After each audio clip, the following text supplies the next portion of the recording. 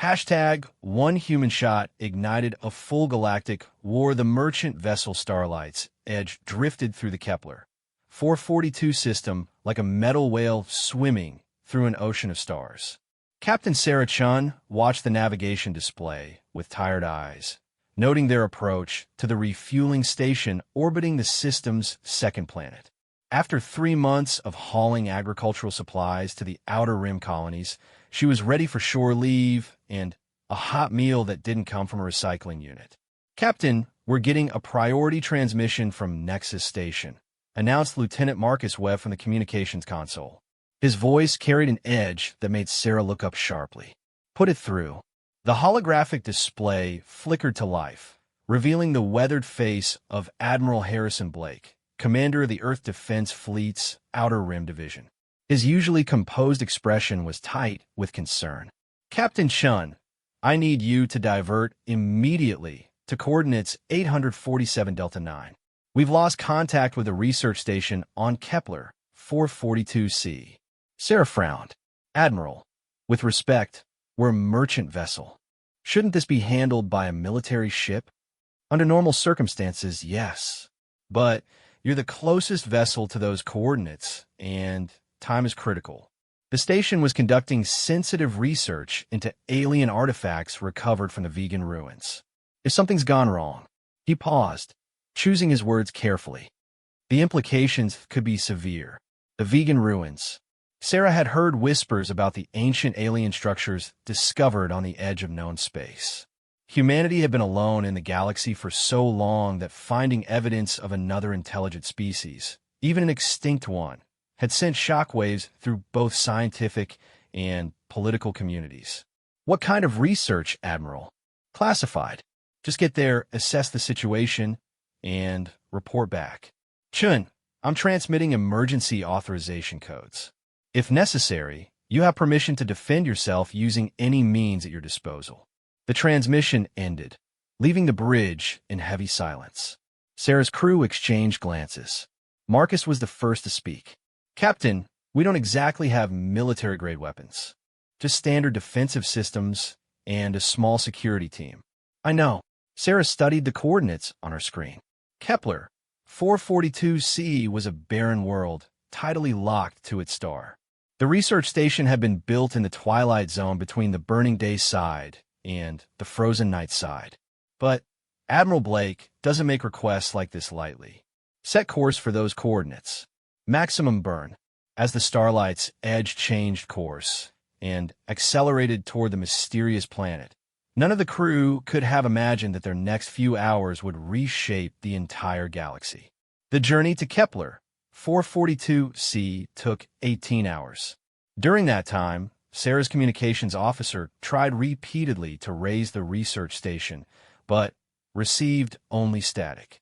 Long-range sensors showed the station's power signature was still active, but there were no life sign readings, which could mean either the worst had happened or the station's biosensors were malfunctioning. "Captain, we're approaching the station now," reported Navigator Susan Park, bringing us into standard orbit. Through the viewports, Kepler 442c looked like a world painted in half-light. One hemisphere blazed with the perpetual fire of stellar radiation, while the other lay buried in eternal night.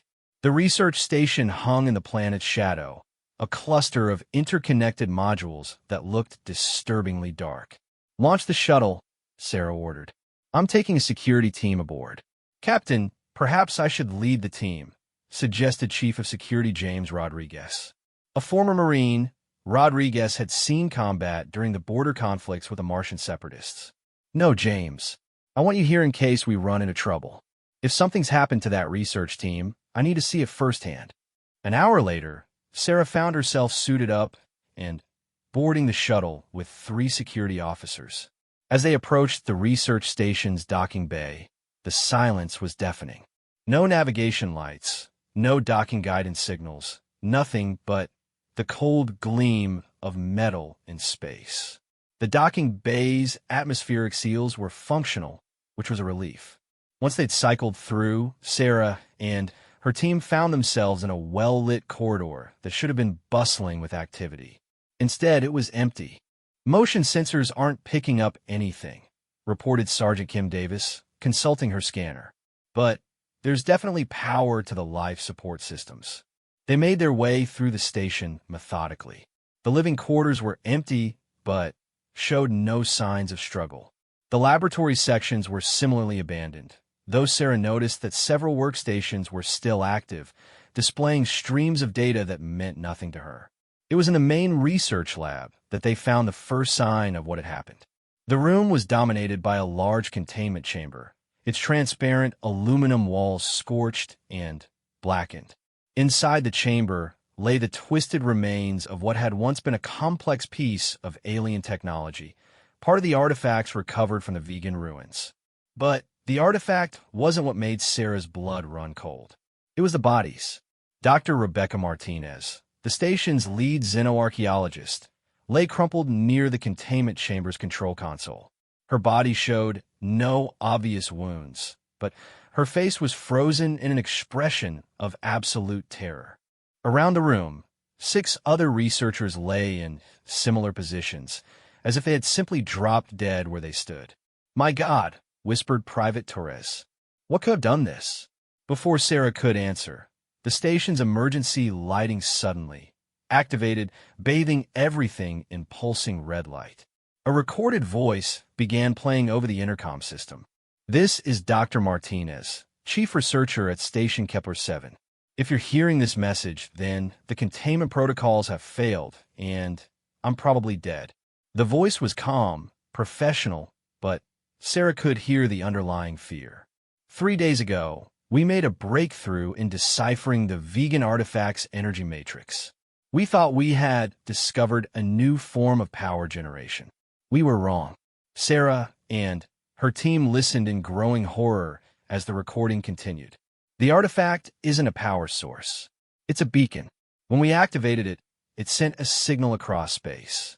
We've detected incoming ships. They're not human. I repeat, they are not human vessels. Estimated arrival time is 72 hours from this recording. God help us all. The recording cut off, leaving the 4 humans alone with the terrible implications of what they'd just heard.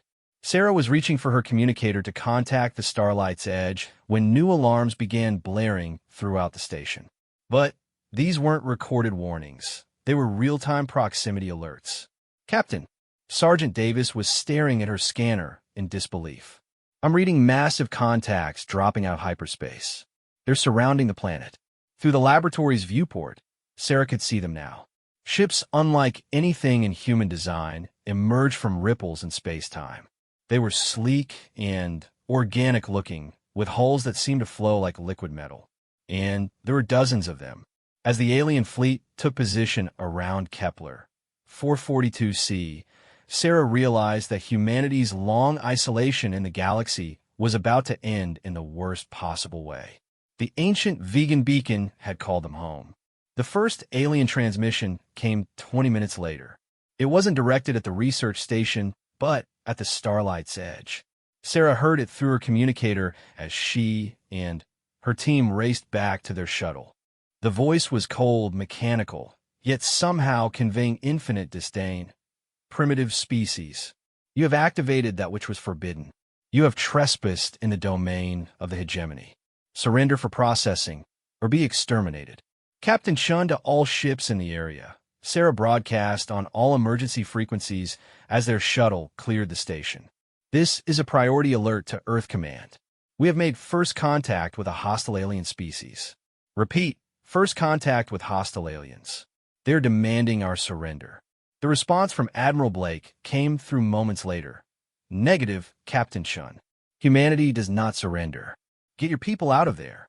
What happened next will be debated by historians for centuries to come. Later, some would call Captain Sarah Chun a hero. Others would blame her for starting an interstellar war. But in that moment, as alien ships began moving toward the Starlight's Edge with obvious hostile intent, Sarah made the decision that felt right. She ordered her ship to fight. The Starlight's Edge wasn't a warship. Its defensive systems consisted of point defense lasers designed to destroy incoming missiles and debris, not alien spacecraft. But Merchant marine regulations required all vessels to be equipped with at least minimal defensive capabilities. The first alien ship that moved to intercept them was roughly the size of a human destroyer, its hull shimmering with energy patterns that suggested advanced shielding technology. As it closed a weapon's range, Sarah could see weapon ports opening along its flanks. "All hands, this is the captain," Sarah announced over the ship's intercom. "We are under attack by alien forces. This is not a drill.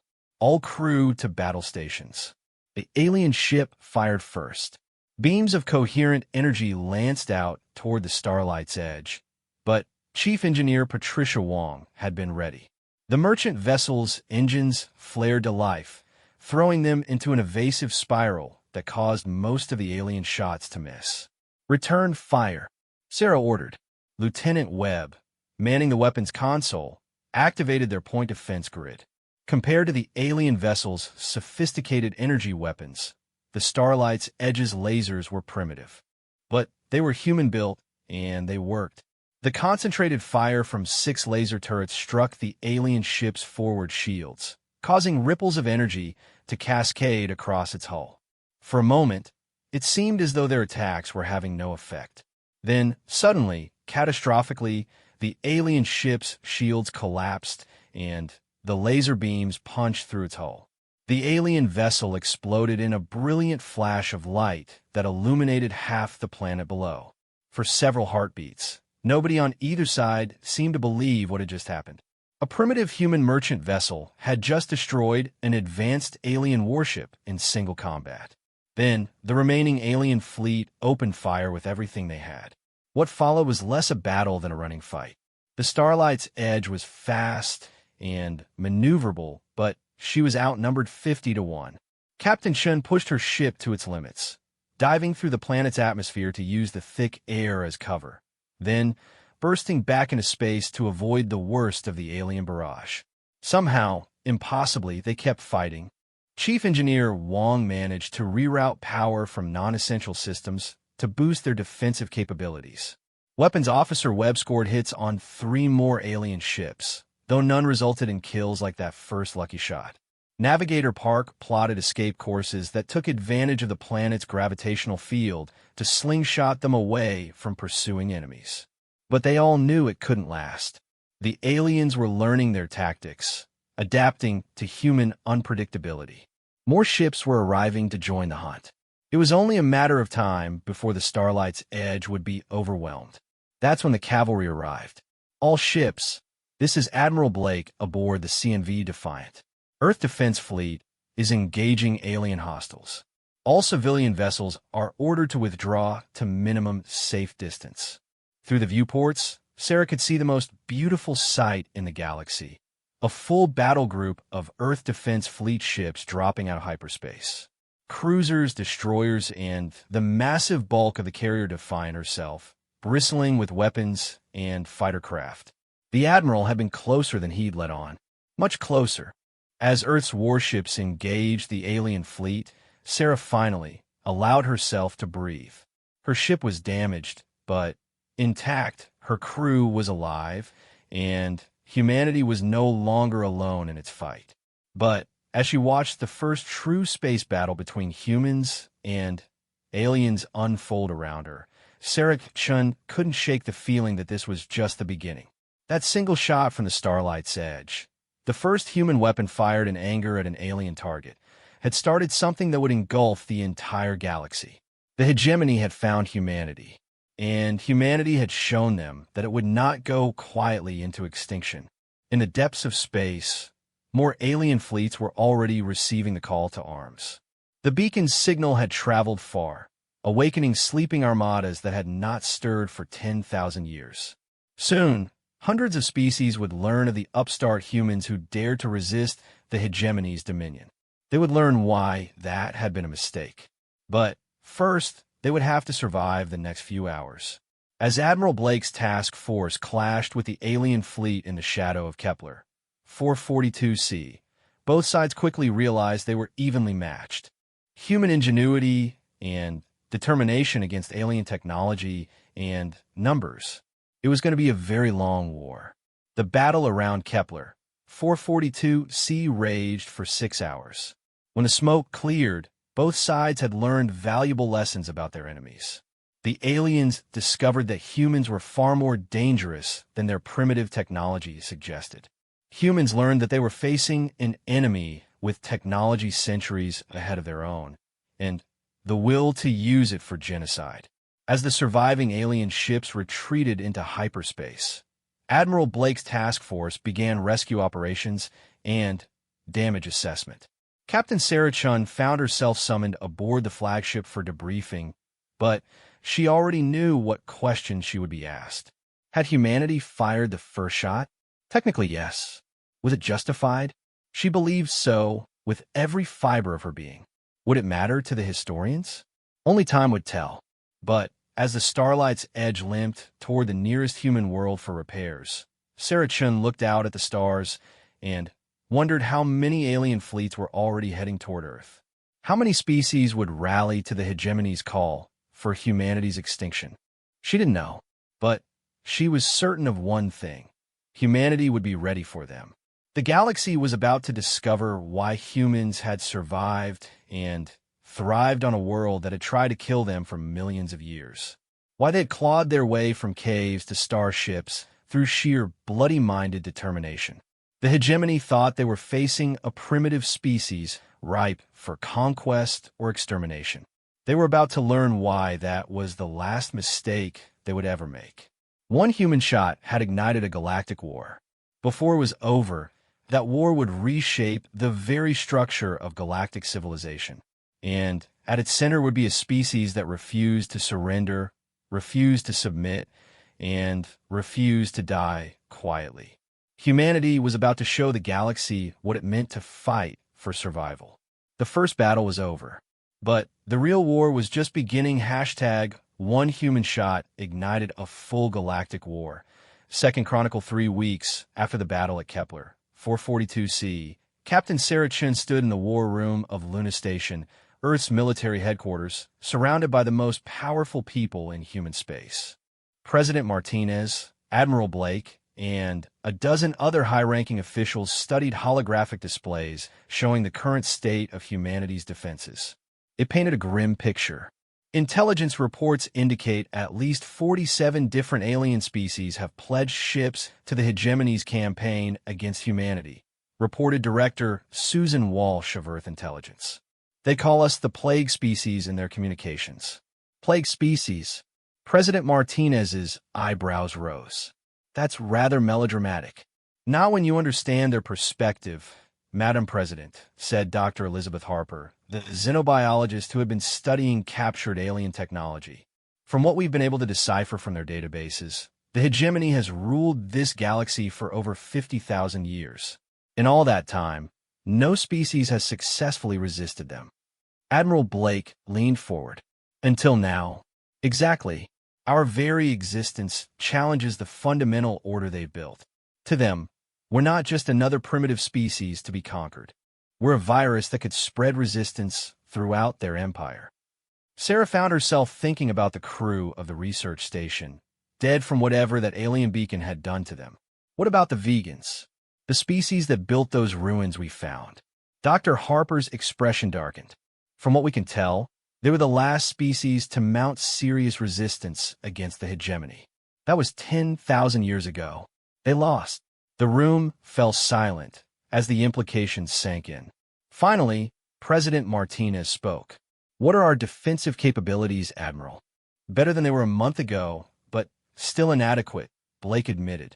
We've managed to upgrade our fleet with technology reverse-engineered from the alien ships we destroyed at Kepler. Our new plasma cannons and improved shields give us roughly parity with hegemony vessels in one-on-one combat. But, Sarah prompted, intelligence suggests they're assembling a force of over 3,000 ships for their next assault. We have maybe 200 vessels that could be considered combat-ready. The mathematics were stark. Even with their technological improvements, humanity was facing 15-to-1 odds against an enemy with millennia of military experience. There's one potential advantage, Dr. Harper said carefully. Our analysis of hegemony communications suggests they've become complacent. 50,000 years of unchallenged dominance has made them predictable. They follow rigid tactical doctrines, established hierarchies. They don't improvise well. While humans, Admiral Blake said with a grim smile, have been improvising our way out of impossible situations since we learned to throw rocks at predators. President Martinez stood, her decision made. Admiral, I'm authorizing the Prometheus Protocol. Begin immediate implementation. Sarah didn't recognize the code name, but she could see from the expressions around the room that it was significant. Admiral Blake nodded gravely. Understood, Madam President. We'll begin evacuation of non-essential populations to the outer colonies immediately. Evacuation? Sarah asked. Fortress Earth, Blake explained. If we can't match the hegemony's numbers, we'll make them pay for every inch of human space.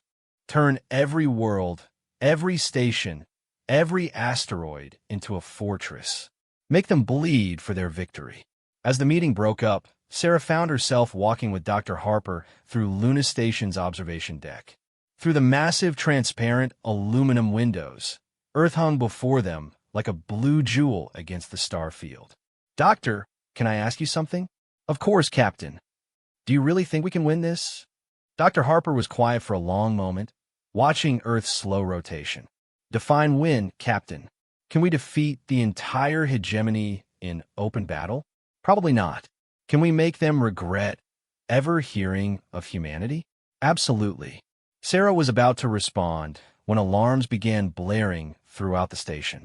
Emergency lighting activated as a voice echoed through the corridors. All personnel to battle stations. Hostile contacts detected at the edge of the Sol system. This is not a drill. Through the observation windows, Sarah could see the first enemy ships dropping out of hyperspace near the orbit of Pluto. Even at this distance, they were clearly visible as bright stars that hadn't been there moments before. The hegemony had come for Earth.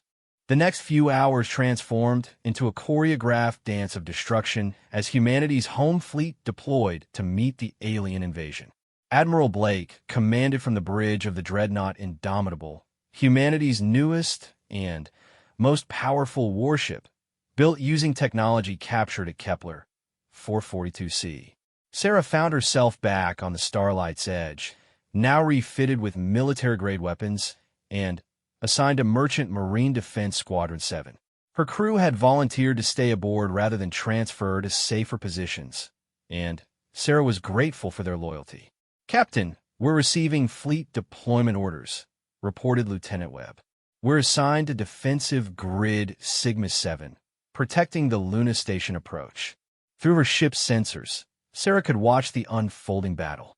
The hegemony fleet was massive. Over 2,000 ships arranged in perfect formations, advancing on Earth with mathematical precision. Against them, humanity's defenders looked pitifully small. But as the first exchanges of fire began, it became clear that the aliens had underestimated their opponents. Admiral Blake had spent 3 weeks preparing for this moment. His ships didn't try to meet the alien fleet head-on. Instead, they scattered into small groups, using Earth's asteroid belt and the gravity wells of the outer planets to mask their movements. The hegemony expected a traditional fleet engagement.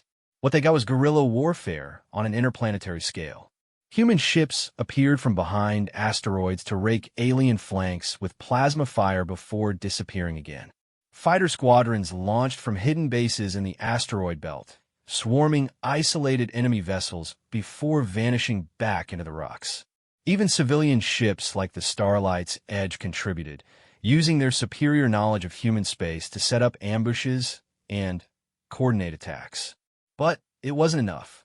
For every alien ship humanity destroyed, 2 more took its place. The enemy was learning, adapting to human tactics with disturbing speed. Captain, long-range sensors are picking up a second wave, Navigator Park reported. Estimated 500 additional contacts, approaching from the galactic north. Sarah's heart sank. A second fleet meant the hegemony was taking Earth seriously. They weren't just trying to conquer humanity, they were trying to exterminate it. That's when humanity showed the alien something they had never encountered before: spite. The order came from Admiral Blake himself, broadcast on all military channels. All ships implement Broken Arrow protocols. Repeat, Broken Arrow is authorized. Sarah knew what that meant. Broken Arrow was the last resort protocol that authorized ship captains to use any means necessary to inflict maximum damage on the enemy, regardless of the cost to themselves. Across the Sol system, human ships began ramming attacks against alien vessels. Cargo haulers loaded with nuclear warheads dove kamikaze style into alien formations. The asteroid mining ship Prospector's Hope detonated its entire cargo of antimatter mining charges in the middle of an enemy squadron, taking 7 alien ships with it. Most shocking of all was what Admiral Blake did with the Indomitable. The massive dreadnought had taken severe damage while leading a charge against the enemy's command ship. Its engines were failing, its weapons mostly offline. By all tactical doctrine, Blake should have ordered an evacuation. Instead, he aimed his dying ship at the largest enemy vessel and activated the self-destruct sequence. The explosion of the Indomitable lit up the Sol system like a second sun. When the light faded, both the human dreadnought and the alien flagship were gone. But Admiral Blake's sacrifice had achieved something beyond the destruction of a single enemy ship. The commander of the Hegemony fleet, Supreme Admiral Korthak of the Vorthan Empire, realized he was facing an enemy unlike any the Hegemony had encountered before. These humans would rather die than surrender. More than that, they turned their deaths into weapons. Over the next 6 hours, the pattern repeated itself across the system. Human ships fought with a ferocity that bordered on insanity, turning every battle into a potential mutual destruction event. They used their own ships as guided missiles, their space stations as bombs, their orbital platforms as kinetic weapons. The Hegemony fleet that had approached Earth numbered over 2,000 vessels. When Supreme Admiral Korthak finally ordered a retreat, barely 800 remained combat effective. But humanity's victory came at a terrible price. Over 60% of Earth's defense fleet was destroyed. Luna Station was heavily damaged. 3 colonies in the outer system were completely evacuated, their populations fleeing deeper into human space. As Sarah Chun stood once again in what remained of Luna Station's war room, surveying the damage reports, she realized that humanity had won a battle but was still losing the war. The good news, reported the new fleet commander, Admiral Patricia Santos, is that we've bloodied their nose badly enough that it will be weeks before they can mount another assault on this scale. And the bad news? President Martinez asked. The bad news is that this was just one of 7 Hegemony fleets currently advancing into human space. Intelligence reports show simultaneous attacks being launched against our colonies in the Vega, Centauri, and Gliese sectors. Sarah felt a cold certainty settle in her stomach. Earth had survived, but at this rate, humanity would be extinct within a year. That's when Dr. Harper spoke up from her position at the intelligence console. There might be another option, she said quietly. Something we discovered in the alien databases captured during the battle. All eyes turned to her. Go on, Doctor. The Hegemony isn't as unified as they pretend to be. There are species within their alliance that have been reluctant participants. Conquered races forced to fight for their overlords. And according to these communications intercepts, news of our resistance is spreading. Admiral Santos leaned forward. Are you suggesting some of them might switch sides? I'm suggesting some of them might already be considering it. The Hegemony rules through fear and overwhelming force. But we've proven that force can be resisted. That defeats are possible. President Martinez was studying the tactical displays with new interest. What would we need to do to contact these potential allies? That's the problem. They're scattered throughout Hegemony space, hundreds of light years away. We need to get a message to them somehow, convince them that humanity represents a real chance for freedom. Sarah found herself speaking before she'd really thought it through. I'll go. The room turned to stare at her. Admiral Santos was the first to speak. Captain, with respect, that's a suicide mission. You'd have to travel through the heart of hegemony space, past dozens of enemy fleets, to reach these potential allies. The chances of survival are essentially zero. Maybe, but someone has to try. Sarah looked around the room at the faces of humanity's leaders. The alternative is watching our species get picked apart fleet by fleet until there's nothing left. Dr. Harper nodded slowly. There's precedent. The vegan resistance operated for centuries behind enemy lines before they were finally defeated. If we could establish contact with other resistance movements, it would turn this from a war of extermination into a galaxy-wide rebellion. President Martinez finished. Admiral Santos, what's the most advanced, fastest ship in our fleet?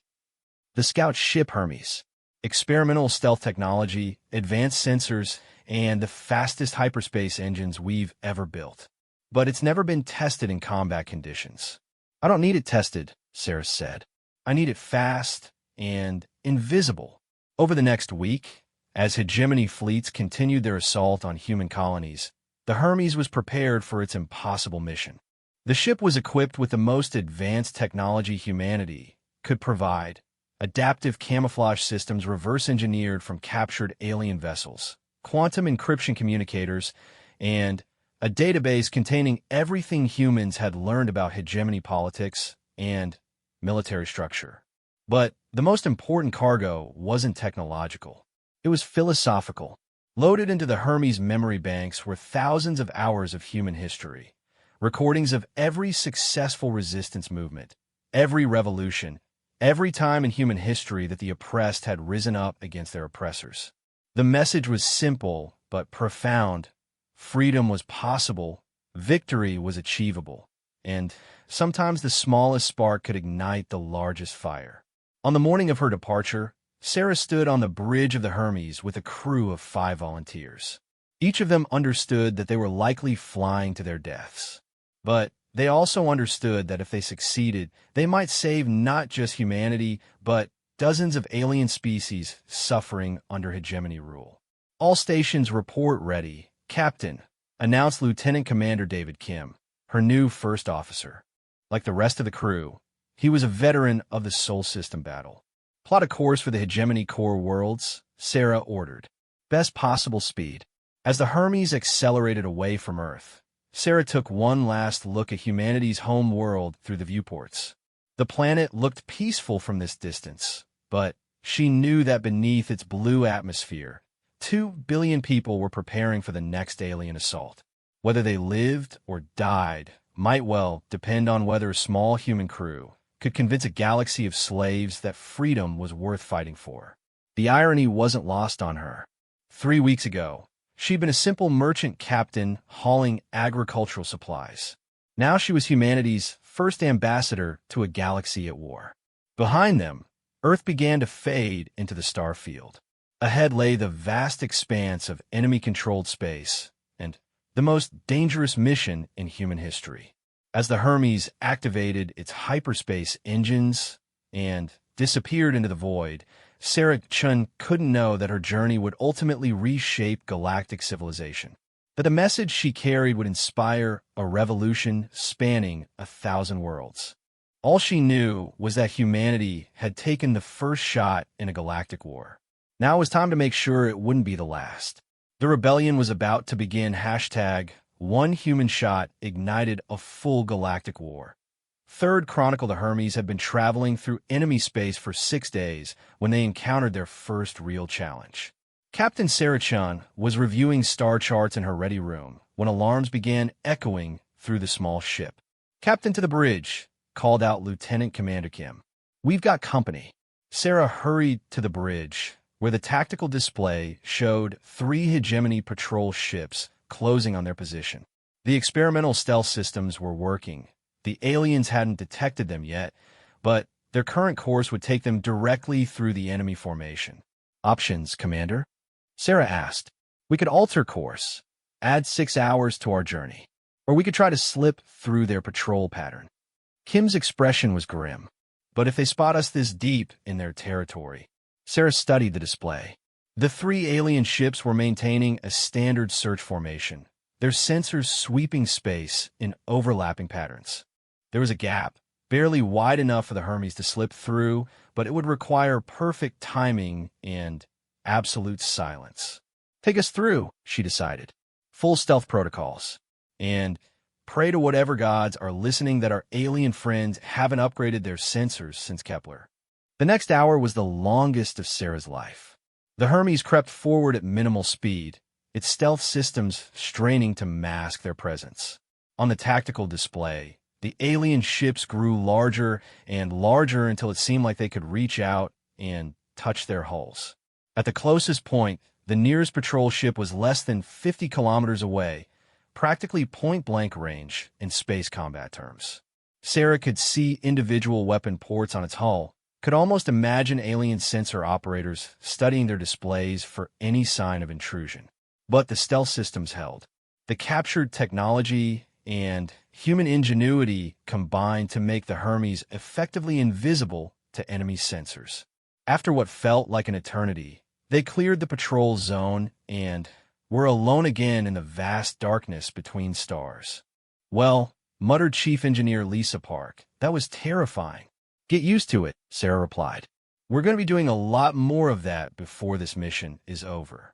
Their destination was a system called Nexus 7 by human designation, Kethmoran by its native inhabitants. According to the alien databases captured at Earth, it was home to the Kethari, a species that had been absorbed into the hegemony only 2 centuries ago, relatively recently by galactic standards. More importantly, intelligence suggested that the Kethari had been quietly expressing dissatisfaction with their hegemony membership. Their ships had been notably absent from the fleets attacking human colonies, officially due to engine maintenance schedules that seemed suspiciously convenient. If humanity was going to find allies in this war, the Kethari seemed like the most promising candidates. But approaching an alien world in the middle of enemy space required more than stealth. It required diplomacy, something humans had never attempted with truly alien minds. According to our linguistic analysis, reported communications officer Janet Torres, the Kethari communicate through a combination of vocal tones and bioluminescent patterns displayed on their skin.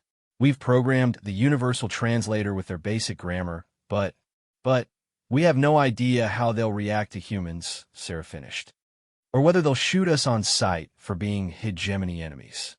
As they approached the Kethmoran system, Sarah found herself thinking about the magnitude of what they were attempting. Humanity was a young species, barely 2 centuries old as a spacefaring civilization. They were trying to convince aliens with thousands of years of history to rebel against an empire that had ruled the galaxy since before humans learned to write. The audacity of it was breathtaking. "Captain, we're detecting multiple contacts in the Kethmoran system," Navigator Collins reported. "Looks like a standard hegemony garrison. 6 cruiser-class vessels and a command station." Sarah studied the sensor readings. The alien ships were patrolling in predictable patterns around the inhabited worlds. More importantly, their formation suggested they weren't expecting trouble from within the system. Any sign of Kethari vessels? Several smaller ships that don't match standard hegemony configurations. They appear to be operating independently of the garrison fleet. Perfect. If the Kethari were maintaining their own ships separate from hegemony command, it suggested they retained some degree of autonomy. That autonomy might extend to making their own decisions about potential alliances. "Set course for the largest inhabited world," Sarah ordered. "But give the garrison ships a wide berth. We're not ready for that fight yet." The planet Kethmoran was unlike anything in human space. Where Earth was blue and green, this world was predominantly purple and gold, with vast crystalline formations that caught and reflected its star's light. According to their database, the Kethari were silicon-based life forms who had evolved in the crystal forests that covered most of their world. "Captain, we're receiving a transmission," Torres announced. "It's definitely Kethari, but it's not coming from the planet. It's coming from one of those independent ships. Put it through." The holographic display flickered to life, revealing a figure that was unmistakably alien. The being stood roughly 2 meters tall on 4 legs, with a crystalline carapace that pulsed with internal light. Its head was elongated and featured multiple eyes that glowed with soft bioluminescence. When it spoke, the universal translator rendered its words in slightly stilted English. Unknown vessel.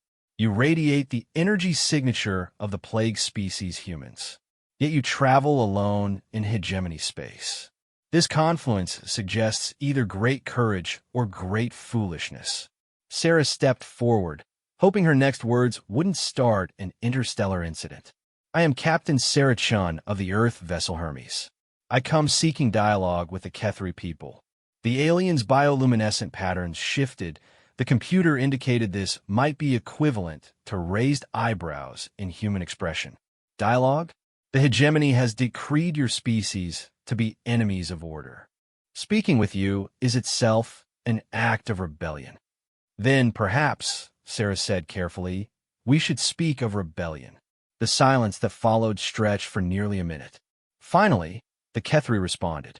I am Subcommander Thekvar of the independent mining vessel Crystal Song. If you truly wish dialogue, follow my NAV beacon. But know that the moment hegemony sensors detect your presence, both our species will face consequences. Over the next several hours, the Hermes followed the Kethri ship through a complex route that took them deep into the asteroid fields surrounding the outer planets of the system. It was clear that Thekvar knew the region intimately, threading between asteroids and through sensor shadows with practiced ease. Finally, they arrived at what appeared to be an abandoned mining station built into a large asteroid. But as they approached, Sarah realized it wasn't abandoned at all. It was carefully camouflaged, with dozens of small ships hidden in its shadow. Captain, whispered Commander Kim, I count at least 30 vessels down there. All Kethri design, all armed. Sarah felt her pulse quicken. Either they had stumbled into a resistance cell, or they were about to be captured by rebels who might blame humans for bringing hegemony attention to their world. The docking process was tense, with Kethri security officers visible at every airlock. But when Sarah and her diplomatic team finally met Thekvar face-to-face in the station's central chamber, she realized they had found something unprecedented. The chamber was filled with representatives from multiple species, not just Kethri, but beings Sarah didn't recognize from the hegemony databases. Tall, ethereal creatures with translucent skin. Squat, armored beings with multiple arms. Even what appeared to be a collective intelligence housed in a cluster of glowing crystals. Welcome, humans, to the Forgotten Assembly, Thekvar announced, its bioluminescent patterns shifting to what the translator identified as formal greeting patterns. We are the species the hegemony prefers not to acknowledge, those who remember life before subjugation. An ethereal being with silver skin stepped forward. I am Seeker Yalith of the Zephyrin Collective. We have monitored your conflict with the hegemony.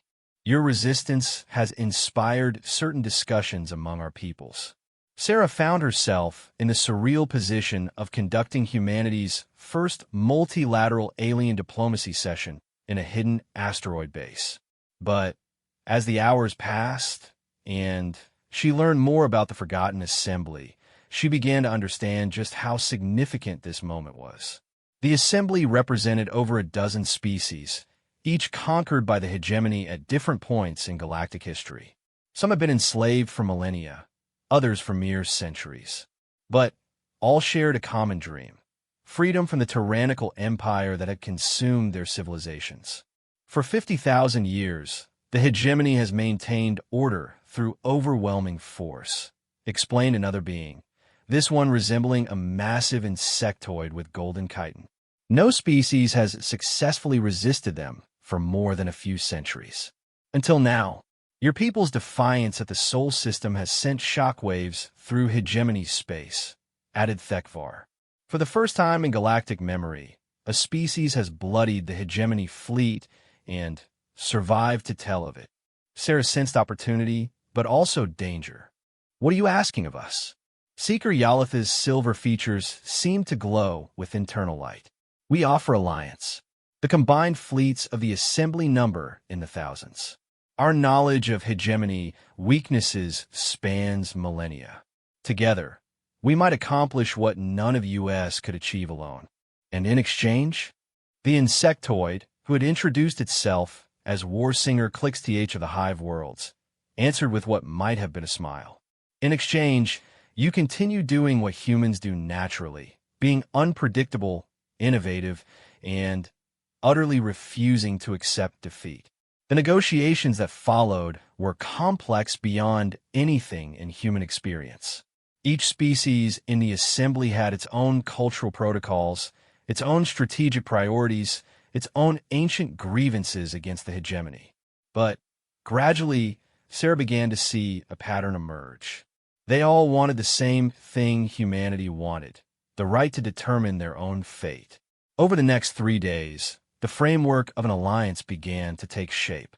The assembly would provide strategic intelligence, hidden supply bases, and coordinated attacks on hegemony positions. In exchange, humanity would serve as the visible face of the rebellion, the species willing to openly defy the hegemony and inspire others to join the cause. It was a risky arrangement. As the most vocal opponents of the hegemony, humans would inevitably bear the brunt of enemy retaliation. But it also meant that for the first time since the war began, humanity wouldn't be fighting alone. There is one final matter, Thekvar said on the third day of negotiations. The hegemony's strength lies not just in their fleets, but in their unity. For 50,000 years, no one has questioned their right to rule. But if we can prove that their control is not absolute, you're talking about a propaganda campaign, Sarah realized. We're talking about hope, Seeker Yalov corrected. Every species in hegemony space has legends of the time before subjugation. Stories of when they ruled their own worlds, made their own choices. Those stories have been suppressed, but they have not been forgotten. Warsinger Clixth's antennae twitched with what Sarah had learned was excitement. If word spreads that the humans continue to resist, that an alliance of free species fights alongside them, those suppressed stories will resurface. Other species will remember what freedom looks like. The plan that emerged was ambitious beyond anything humanity had attempted. The Forgotten Assembly would begin coordinating resistance activities across dozens of star systems simultaneously. Supply convoys would be disrupted, garrison forces harassed, communication networks infiltrated with messages of rebellion. And at the center of it all, humanity would continue its visible defiance, serving as proof that the hegemony could be defeated. As Sarah prepared to return to human space with news of the alliance, Thekvar approached her privately. Your species puzzles us, Captain Shun. The hegemony has offered you terms. Conditional surrender, relocation to a single system under their oversight. Survival, even if not freedom. Why do you refuse? Sarah thought about the question for a long moment, trying to find words that would translate across species barriers. Because survival isn't enough, she said finally.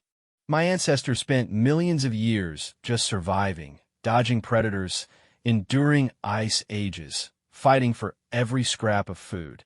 We didn't claw our way to the stars just to kneel before the first bully we encountered. Thekvar's bioluminescent patterns shifted and what she had learned indicated deep thought. Perhaps that is why you succeeded where we failed.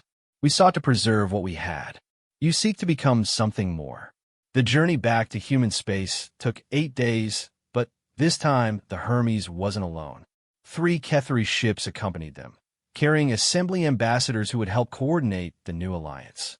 The return trip was less dangerous, as the assembly had provided updated intelligence on hegemony patrol routes and safe passages. When they finally arrived at Luna Station, Sarah found a changed situation. In her absence, the war had escalated dramatically. Hegemony fleets had attacked 6 more human colonies, but they had also suffered unexpected defeats at the hands of coordinated human resistance. The aliens are adapting to our tactics faster than we hoped, Admiral Santos briefed her upon arrival.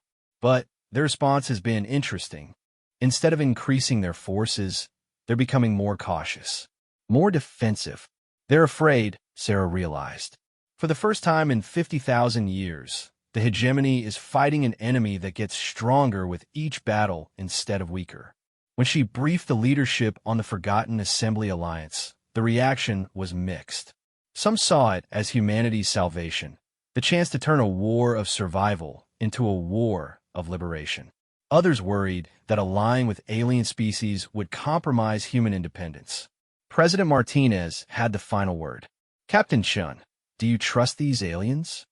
"I trust them to want freedom as much as we do," Sarah answered. "And I trust them to fight for it." "Then we proceed. Admiral Santos, begin coordination with Assembly forces. It's time to take this war to the enemy." As news of the alliance spread through human space, Sarah found herself reflecting on how much had changed since that first encounter at Kepler 442c. What had begun as a simple patrol had become first contact, then armed conflict, and now galactic revolution. But perhaps most remarkably, humanity was no longer alone in the galaxy. For the first time in their history, humans were part of something larger than themselves, a coalition of species united by a simple but powerful idea: that freedom was worth any price, and that no empire, no matter how ancient or powerful, had the right to deny it. The real war was just beginning. But now, humanity would fight it alongside allies who understood that some things were worth more than survival. The galaxy was about to discover what happened when free peoples stood together against tyranny. And at the center of it all was the shot that started it all: one human captain's refusal to surrender in the face of overwhelming odds. That single moment of defiance had grown into something the hegemony had never faced before, a rebellion that spanned the stars themselves. The hegemony had ruled through fear for 50 millennia. But fear, Sarah had learned, was a poor foundation for empire when faced with beings who had chosen hope instead. The galaxy was about to change forever, and humanity, the newest and arguably most stubborn species in known space, would be leading the way. One human shot ignited a full galactic war. Fourth Chronicle Supreme Admiral Korthak of the Vorthan Empire stood before the assembled War Council of the Hegemony, his reptilian features rigid with barely controlled anger. Around him, holographic displays showed the current state of what the humans had transformed from a simple extermination campaign into a galaxy-wide insurrection. "Explain to me," he hissed, his translator rendering his words in the formal tongue of the hegemony, "how a primitive species with fewer than 300 combat vessels has inspired rebellion in over 40 star systems." The intelligence officer, a pale Nexary with multiple eyes, consulted its data pad nervously. "Supreme Admiral, our analysis indicates that the human resistance has become a symbol for suppressed populations throughout the Outer Rim. Their refusal to accept terms has inspired similar defiance in species we thought pacified." On the central display, red indicators marked worlds where hegemony authority was being challenged. What had started as isolated incidents of civil disobedience had escalated into coordinated attacks on government installations, supply depots, and communication networks. "The Kethari have openly declared neutrality in the human conflict," reported another officer. "Their mining fleets have ceased deliveries of strategic materials. The Zephyrin Collective has recalled their ships from hegemony service. Even some of our core member species are questioning the necessity of this campaign." Korthak's claws scraped against the metal conference table. In 50,000 years of hegemony rule, no single species had caused this much disruption to galactic order. The humans weren't just resisting, they were teaching other species that resistance was possible. "What is the status of our campaign fleets?" The tactical officer's response was delivered with obvious reluctance. "We have suffered 37% casualties across all theater commands. Human tactics remain unpredictable. They appear to be receiving intelligence and material support from unknown sources." Korthak knew what those unknown sources were. Intercepted communications had revealed the existence of something called the Forgotten Assembly, a coalition of supposedly loyal species that were actively supporting human resistance. The fact that such an organization could exist without hegemony knowledge was a failure of intelligence that would require extensive investigation. After the war, if there was an after, recommendations? War Master Threkvor, a massive warrior from the honor-bound Krygoth clans, spoke first. Escalation. Deploy the full might of the Central Fleet. Turn every human world into a cautionary tale that will remind the galaxy why the hegemony has ruled unchallenged for 50 millennia. That strategy has already failed, pointed out Strategic Coordinator Velith, speaking from the collective consciousness of the Minds Concordat. Each human world we destroy creates martyrs. Each atrocity we commit turns more species against us. The humans have weaponized their own suffering. Korthak considered both perspectives. The traditional hegemony response to rebellion was overwhelming force followed by exemplary punishment. But the humans had somehow turned their losses into recruitment tools for their cause. What do our psychological profiles tell us about human motivation? The Nexary intelligence officer activated a series of displays showing human behavior patterns captured during combat.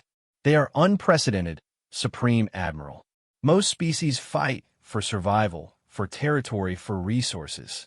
Humans appear to fight for abstract concepts, freedom, dignity, the right to self-determination. They will sacrifice themselves for these concepts in ways we do not fully understand.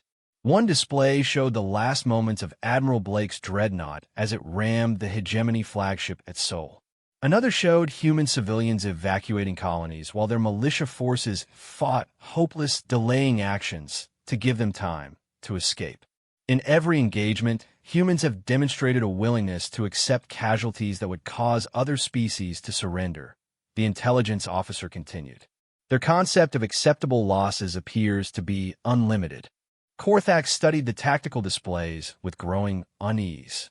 The hegemony had conquered the galaxy through a simple formula. Overwhelming technological superiority combined with a rational calculation that resistance was futile. Species surrendered when the cost of fighting exceeded the cost of submission. But humans seem to operate on an entirely different calculation. For them, the cost of submission was infinite. There is another factor, Strategic Coordinator Velith added. Human innovation. Their technology improves with each engagement. They adapt faster than our predictive models suggest should be possible. New displays showed human ship designs that incorporated captured hegemony technology in ways the original designers had never intended. Plasma cannons mounted on civilian vessels. Stealth systems that shouldn't work, but somehow did. Most disturbing of all, tactical doctrines that treated military assets as expendable resources rather than irreplaceable investments. They are learning from every defeat, War Master Threkvor admitted grudgingly. Their survivors carry knowledge to the next battle. Each loss teaches them how to be more effective. As the Council continued its analysis, Korthak began to understand the true scope of the problem. The humans weren't just another rebellious species. They were a catalyst for change that threatened the fundamental structure of hegemony rule. For 50,000 years, the galaxy had been stable. Species knew their place in the hierarchy. Rebellion was futile because the hegemony always won, and everyone knew it. But the humans had changed that equation. They had proven that the hegemony could be hurt, that its fleets could be defeated, that its authority could be challenged. And once that knowledge spread, it would be impossible to contain. Supreme Admiral, the intelligence officer said quietly, there is one more thing. Our deep space monitoring stations have detected unusual hyperspace activity in the galactic core regions. Explain. Ships are moving. Lots of ships. Species that have been dormant for millennia are activating ancient fleets. The Drekker hegemony from the Spinward sectors. The ghost fleet of the ethereal consensus. Even the autonomous collective in the rim worlds. Korthak felt something he hadn't experienced in centuries. Fear. The species being mentioned weren't recent conquests forced into service. They were ancient civilizations that had made accommodation with the hegemony eons ago, accepting subordinate status in exchange for internal autonomy. If they were mobilizing their fleets, destination vectors? all converging on human space, Supreme Admiral. But they're not moving to join our forces. Long-range communications intercepts suggest they're responding to diplomatic overtures from this forgotten assembly. The implications hit Korthak like a physical blow. The galaxy's oldest civilizations were choosing sides in humanity's war. And they weren't choosing the hegemony. How long before they arrive? Estimated 3 to 6 months, depending on their departure points and fleet compositions. Korthak realized that the hegemony was facing something unprecedented in galactic history, a war where they would be outnumbered. For 50,000 years, their advantage had been overwhelming force. But if ancient fleets were joining the human cause, War Master Threkvor, recall all frontier fleets immediately. Prepare the core worlds for siege conditions. Strategic Coordinator Velith, initiate emergency protocols for civilian population management. As the Council dispersed to implement emergency measures, Korthak remained alone in the command center, studying the tactical displays that showed the dissolution of everything he had spent his life defending. Meanwhile, in human space, Captain Sarah Chun was witnessing the other side of that same transformation. The Starlight's edge hung in orbit around the human colony world of New Geneva, but it was barely recognizable as the same merchant vessel that had first encountered aliens at Kepler 442c. The ship had been extensively modified with weapons, armor, and the advanced communications equipment necessary for her new role as humanity's primary liaison with the Forgotten Assembly. Around her, New Geneva's orbital space bustled with activity that would have been unimaginable months ago. Ketheri crystal ships hung in formation with human destroyers, sleek Zephyrin vessels that seemed to phase in and out of visibility conducted joint training exercises with Earth Defense Force squadrons. Captain, we're receiving a priority transmission from Admiral Santos, reported Commander Kim. She wants to brief you on the latest intelligence from the Assembly networks. Sarah made her way to the secure communications chamber, where a holographic display showed Admiral Santos alongside representatives from 3 different alien species. Captain Chun, the Admiral began without preamble. We've received confirmation that the ancient fleets are mobilizing. Species that haven't left their home systems in thousands of years are sending battle groups to join our cause. How many ships are we talking about, Admiral? Conservative estimates suggest over 10,000 vessels. And these aren't the converted civilian ships and obsolete patrol craft we've been working with. These are the fleets that fought the original conquest wars against the hegemony. Ships specifically designed to challenge their military supremacy. One of the alien representatives, a being Sarah recognized as Commander Next of the Ethereal Consensus, spoke in harmonious tones that the translator rendered as musical speech. The hegemony's greatest strength has always been their monopoly on hope. For 50 millennia, they have convinced the galaxy that resistance is futile, that their rule is the natural order of things. But your species has broken that monopoly. You have shown that defiance is possible, that the hegemony can bleed. But there's a downside, Admiral Santos continued. The hegemony is consolidating. Intelligence suggests they're recalling their frontier fleets and preparing for a final confrontation.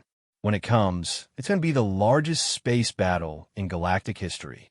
Sarah studied the strategic displays, trying to grasp the magnitude of what was approaching. Where will they make their stand? Unknown. But we think they'll choose a system that forces us to attack their prepared positions. Somewhere they can use their defensive advantages to offset our numerical superiority. Over the following weeks, as ancient fleets began arriving in human space, Sarah found herself serving as an informal ambassador to civilizations that predated human history. The Drekker hegemony brought ships that looked like living creatures, their hulls grown rather than built. The Ghost Fleet materialized vessels that seemed to exist only partially in normal space-time, phasing between dimensions at will. Most impressive of all were the ships of the Autonomous Collective, vast constructs that appeared to be entire cities converted for space travel, bristling with weapons that had been designed to fight the hegemony at the height of its power. "It's incredible," Dr. Harper observed as they watched a collective city ship maneuver through New Geneva's orbital traffic. "Some of these vessels are older than human civilization. They've been waiting for this moment for millennia." But Sarah was more interested in the people than the ships. As she met with commanders and fleet masters from across the galaxy, she began to understand that humanity had become something more than just another species fighting for survival. They had become a symbol. "Your people fascinate us," admitted Fleet Singer Vorth of the Drekker hegemony during one diplomatic meeting. "We accepted hegemony rule because the alternative was extinction. But you choose extinction over submission. This attitude is instructive." "We're not choosing extinction," Sarah corrected. "We're choosing to define survival on our own terms." "An important distinction," agreed Prime Nexus Kethal of the Autonomous Collective. "One that has reminded us why we fought the hegemony in the first place." As the Great Alliance took shape, Sarah realized that humanity's greatest contribution wasn't their technology or their tactical innovations. It was their stubborn refusal to accept defeat, even when defeat seemed inevitable. That refusal had inspired a galaxy. The final confrontation came sooner than expected. Hegemony long-range sensors had detected the massive fleet buildup in human space, and Supreme Admiral Korthak decided to force the issue before his enemies could complete their preparations. The battle would be fought in the Tau Ceti system, where the hegemony had constructed massive orbital fortresses around the system's gas giant. It was a position of incredible strength. The fortresses were armed with weapons that could destroy capital ships with single shots, and the gravity well of the gas giant prevented easy retreat. But it was also a trap. If the Alliance could break the hegemony defenses, they would have a clear path to the core worlds and the heart of enemy power. "All fleet commanders, this is Admiral Santos." The transmission echoed across hundreds of ships from dozens of species. "Today we fight not just for human freedom, but for the freedom of every species in the galaxy. The hegemony has ruled through fear for 50,000 years. Today, we teach them fear." As the Alliance fleet dropped out of hyperspace at the edge of the Tau Ceti system, Sarah found herself commanding a mixed squadron of human, Ketheri, and Zephyrin vessels. Through her viewports, she could see the enemy fortresses hanging like mechanical moons around the gas giant, their weapons already beginning to track incoming targets.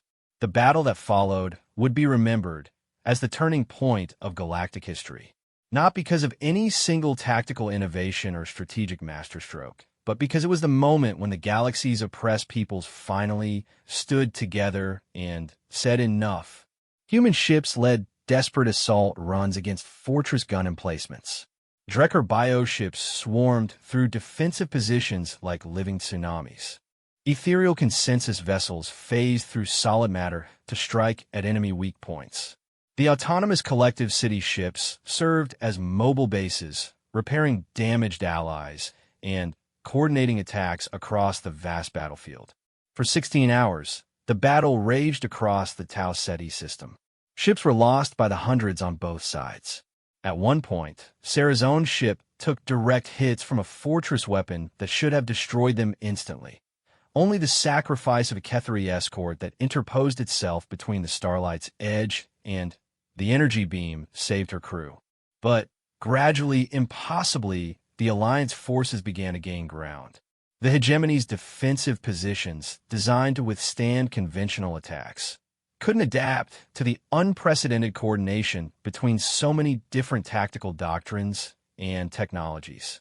When the last fortress fell, Supreme Admiral Korthak's command ship tried to escape into hyperspace.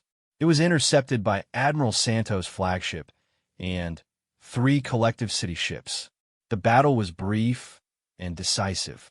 As the hegemony fleet surrendered or fled, Sarah found herself floating in the bridge of her damaged ship, looking out at a scene that would have been unimaginable 6 months ago. Hundreds of vessels from dozens of species hung in space around the defeated fortresses, their crews celebrating the first major victory over the hegemony in 50,000 years. "Captain Shun," came a transmission from Admiral Santos. I think you should be the one to send the message to Earth. Tell them that humanity is no longer fighting for survival. We're fighting for victory. As Sarah composed the message that would announce the Alliance's triumph, she reflected on the journey that had brought them to this moment. It had started with a single shot fired in desperation by a merchant captain who refused to surrender. That shot had ignited a galactic war. But more than that, it had ignited something the galaxy had forgotten was possible. The hope that freedom was worth any sacrifice, and that even the mightiest empire could fall when free people stood together. The war wasn't over. There would be more battles, more losses, more difficult choices ahead. But for the first time since this conflict began, Sarah Chun believed that humanity and its allies were going to win. And throughout the galaxy, on worlds that had accepted subjugation for millennia, people looked up at the stars and dared to dream of freedom. The hegemony's greatest fear had been realized. The humans hadn't just refused to surrender. They had taught the galaxy how to fight back. The age of unchallenged tyranny was ending. And in its place, something new was being born, a galaxy where free peoples determined their own fate, where diversity was strength rather than weakness, and where no empire, no matter how ancient or powerful, could claim the right to rule over others. It had all started with one human shot. Now it would end with the liberation of a galaxy. #One human shot ignited a full galactic war. Fifth Chronicle 5 years after the Battle of Tau Ceti, Captain Sarah Chun stood on the observation deck of the new Galactic Senate building on Nexus Prime, watching as delegates from 300 different species conducted the business of governing a free galaxy. The irony wasn't lost on her that this building had once been the hegemony's administrative center, the heart of 50,000 years of tyrannical rule. "Hard to believe, isn't it?" said a familiar voice behind her. She turned to see Admiral Santos, now promoted to Supreme Commander of the Allied Defense Forces, approaching with her characteristic slight smile. "What's that, Admiral?" "That it all started with you refusing to surrender to a handful of alien ships." Sarah chuckled. "As I recall, you were the one who told me humanity doesn't surrender. I was just following orders." They stood together in comfortable silence, watching the controlled chaos of galactic democracy in action. Through the transparent aluminum walls, they could see the diverse collection of ships that now protected Nexus Prime, sleek human destroyers flying formation with crystalline Kethri vessels, massive Drekker bioships drifting alongside the geometric perfection of Zephyrin craft. "Status report on the hegemony remnants?" Sarah asked. Santos's expression grew more serious. "The last of their core fleets surrendered 3 months ago. Supreme Admiral Korthak and the remaining leadership are being held for trial, though honestly, I'm not sure what law we'd try them under. The scale of their crime spans 50 millennia and 300 species. And the galaxy is finally at peace. To find peace. There are still isolated conflicts, some species using their newfound freedom to settle old scores, others struggling to adapt to self-governance after millennia of subjugation. But the existential threat is over. No single force controls the galaxy anymore." Sarah nodded, then asked the question that had been bothering her for months. "Do you ever wonder if we did the right thing? The hegemony brought stability, ended wars between species. Now we have chaos." Admiral Santos was quiet for a long moment, studying the scene below them. In the Senate chamber, a heated debate was underway between representatives of 2 species that had been fighting a territorial dispute for the past 6 months. Voices were raised, translators struggled with emotional nuances, and at least 3 different diplomatic protocols were being violated simultaneously. "You know what I see down there?" Santos finally said. "I see beings making their own choices, even if those choices are sometimes wrong. I see species learning to resolve conflicts through words instead of weapons. And I see hope. Hope. For the first time in 50,000 years, every species in this galaxy has the chance to determine its own future. Some will succeed, some will fail, but they'll do it on their own terms. That's worth a little chaos." Their conversation was interrupted by the arrival of Dr. Elizabeth Harper, now serving as Earth's senior scientific advisor to the Galactic Senate. Her face was flushed with excitement as she hurried toward them. "Sarah, Admiral, you have to see this." She led them to a nearby conference room where a holographic display showed what appeared to be a star map of unprecedented scale. But as Sarah studied it more closely, she realized it wasn't showing their galaxy at all. "It's from the Hegemony archives," Dr. Harper explained. "Deep storage files that were encrypted beyond anything they ever expected us to crack. It took our best cryptographers 3 years just to access them." "What are we looking at, Doctor?" The Hegemony wasn't the first galactic empire. There were others, dozens of them, stretching back millions of years. Each one eventually fell, sometimes to external invasion, sometimes to internal collapse. But they all fell. Sarah felt a chill as the implications sank in. "Are you saying there are other empires out there, beyond our galaxy? Not just other empires. Other galaxies entirely, each with their own complex histories of rise and fall. The Hegemony knew about them, but they maintained a policy of non-interference. Each galaxy was left to develop its own political structures." Admiral Santos leaned forward intently. "Doctor, are you suggesting we might face invasion from outside our galaxy?" "I'm suggesting something worse," Dr. Harper replied grimly. "According to these records, the normal pattern is for galactic civilizations to eventually develop faster-than-light travel between galaxies. When that happens, the result is almost always catastrophic." The holographic display shifted to show historical records, grainy images of massive fleets, the destruction of entire star systems, civilizations that spanned multiple galaxies collapsing into barbarism within centuries. "Why catastrophic?" Sarah asked. "Because when two galactic civilizations meet, one of two things happens. Either they fight a war so destructive that both sides collapse, or one conquers the other so completely that the losing civilization loses all cultural identity. There are no records of successful, peaceful contact between galactic powers." The room fell silent as the 3 humans contemplated this revelation. They had fought so hard to free their own galaxy from tyranny, only to discover that the universe contained threats that made the Hegemony look insignificant by comparison. "How long before our galaxy develops intergalactic travel capability?" Admiral Santos asked. "Hard to say. The technology exists in the Hegemony archives, but it requires resources and coordination on a scale we haven't achieved yet. Could be decades, could be centuries." Sarah found herself thinking about patterns, how her single shot had escalated into galactic war, how that war had transformed into galactic revolution. Now, they were potentially facing a threat that could dwarf everything they had experienced so far. "We need to prepare," she said finally, but not the way the Hegemony did. They prepared for conquest. "We need to prepare for contact." "What do you mean?" "We need to become something the universe has never seen before, a galactic civilization that can meet other galactic civilizations as equals rather than as threats. The Hegemony tried to unify the galaxy through force. We need to unify it through cooperation." Admiral Santos nodded slowly. "A défensive alliance, mutual protection. More than that, a true galactic community. Species working together not because they have to, but because they choose to.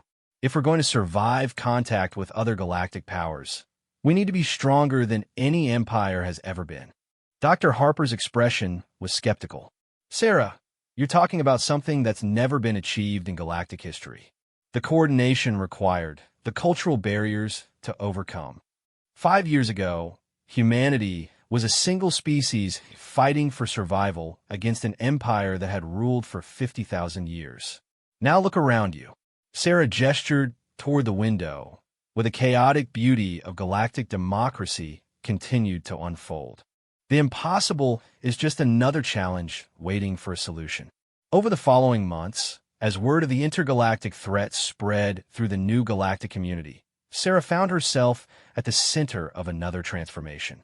But this time, instead of fighting against an existing order, she was helping to build something entirely new. The project came to be called the Galactic Concordat, not a government in the traditional sense, but a framework for cooperation that respected the independence of every species while providing for mutual defense and support. It wasn't easy. Species that had been enemies for millennia had to learn to work together. Cultural differences that had sparked wars had to be transformed into sources of strength. Most challenging of all, 300 different concepts of justice, morality, and proper governance had to be synthesized into something that everyone could accept. But gradually and possibly it began to work.